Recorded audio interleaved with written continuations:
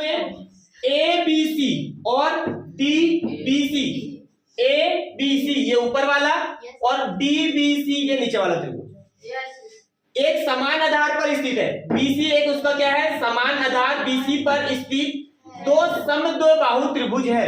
बार बार मैं बोल रहा हूँ, दो समद्विबाहु मतलब क्या होता है, जिसकी दो कोण या दो भुजा कैसी हो, बराबर है। तो इसमें देखिए ऊपर वाले में दो भुजा बराबर है, नीचे वाले में भी दो भुजा बराबर है। और हमें सिद्ध क्या करना है, हमें त्रिभुज को सिद्ध नहीं करना है, हमें एंगल बताना, कोण को बताना है कि एंगल कोण बी बराबर कोण सी होना चाहिए। मतलब ये वाला कोण और ये कोण एक दूसरे के कैसे होना चाहिए, बराबर।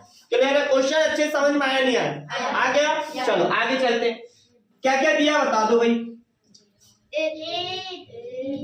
दिया है, देखिए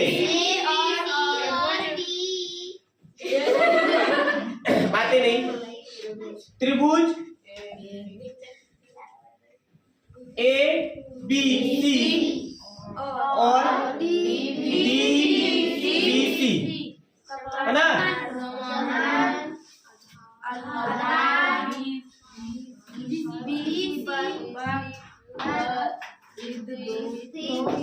स्थित है।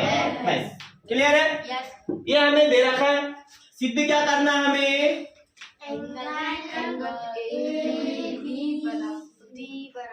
देखिए सिद्ध हमें करना है एंगल ए बी डी बराबर एंगल ए सी डी। ये एक दूसरे, अब यहाँ पे हमें त्रिभुज को सिद्ध नहीं करना है, हमें एक एंगल को सिद्ध करना है और उस एंगल ए, एंगल बी और एंगल सी दोनों को बराबर सिद्ध करके बताना है। कर दे भाई सिद्ध। देखिए हम इन्हीं दोनों त्रिभुज को ले लेते हैं, त्रिभुज ए बी डी। पहले एक रचना कर देते, क्या कर दे रचना, क्योंकि हमने देखिए यहाँ ए और डी को मिला दिया, तो मैं बोल देता हूं यहाँ पे रचना। ठीक है, हमने क्या किए, ए और डी को क्या कर दिए, मिला दिए। मैं यहाँ पे लिख देता हूं ए डी को मिला दिया, या फिर मिलाने। क्लियर है? अब कर देते हैं सिद्ध। जब उन दोनों को हमने मिलाया तो हमारे पास दो एंगल बन के आ गए, त्रिभुज ए बी डी और त्रिभुज ए सी डी में, इन दोनों में कंपेयर करना है हमें। क्लियर है? तो आप बताइए ए बी डी, इसमें ये देखो एक लाइन खींचिए ए बी, तो ए बी बराबर क्या होगा, ए सी। तो ए बी बराबर होगा ए सी, जो ऑलरेडी क्या है हमें दिया है। क्लियर है? इसी तरीके से नीचे बी डी बराबर सी डी, बी डी बराबर सी डी होगा, ये भी क्या है हमें दिया है। क्लियर है? और हमें ए डी दोनों में कैसी भुजा है, कैसी भुजा है ए डी बराबर ए डी, दोनों में सेम आ रही है। और जब दोनों में सेम आती तो उसको क्या बोलते हैं हम, उभयनिष्ठ भुजा। कौन सी, उभयनिष्ठ भुजा।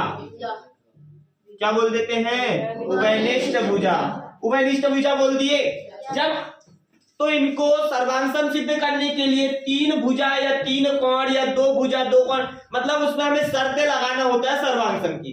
जो हमारी कितनी शर्तें होती है सर्वांशम की, 5। 5 में से कितनी शर्त लगाना पड़ता है, 1। अब इसमें देख लेते हैं कौन से नियम लग रहे हैं, भुजा भुजा भुजा, मतलब तीनों भुजा कैसी है, एक दूसरे की बराबर है। तो मैं यहां लिख दूंगा त्रिभुज ए बी डी सर्वांशम होगा त्रिभुज ए सी डी, और किससे,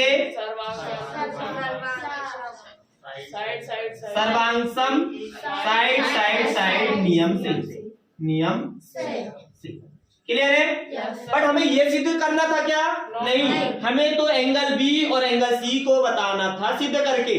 तो भाई जब ये दोनों सर्वांशम हो गए तो क्या एंगल ए बी डी बराबर एंगल ए सी डी किससे हो जाएगा, सीपी से। कैसे हो जाएंगे, एक दूसरे के बराबर हो जाएंगे। क्या बोलता है सीपीसीटी, सर्वांशम त्रिभुज के संगत कोण कैसे होते हैं, congruent parts of congruent triangle, congruent parts of congruent triangle. Clear है? समझ में आया अच्छे से? चलो कर लो भाई, कर लो।